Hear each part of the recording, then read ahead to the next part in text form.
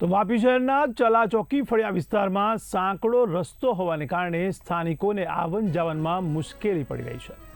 ત્યારે આ પરિસ્થિતિને ધ્યાને લઈને વાપી મહાનગરપાલિકા દ્વારા સોમવારથી નવો 400 મીટર લાંબો અને 4.5 મીટર પહોળો રસ્તો બનાવવાનું કામ શરૂ કરવામાં આવ્યું હતું, પરંતુ કામની શરૂઆત થતાં જ કેટલાક સ્થાનિકોએ આ રસ્તો પહોળો બનાવાશે તો તેમની જમીન કપાશે અને મકાનોને તોડી પાડવામાં આવશે તેવી ધારણા રાખી વિરોધ વ્યક્ત કર્યો હતો। ત્યારે વિરોધની જાણ થતાં જ વાપી મહાનગરપાલિકાની ડેપ્યુટી મ્યુનિસિપલ કમિશનર આસ્થા સોલંકી સહિતની ટીમ ઘટના સ્થળે પહોંચી હતી।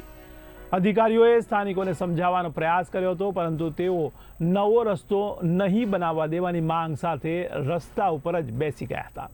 ત્યારે પરિસ્થિતિ ગંભીર બનતા પોલીસને પણ જાણ કરવામાં આવી હતી। ત્યારે પોલીસે તાત્કાલિક વિકાસના કામમાં અવરોધ કરનાર લોકોને દૂર કરતા મહાનગરપાલિકાની ટીમે મોડી સાંજે રસ્તાનું કામ ફરીથી શરૂ કર્યું હતું।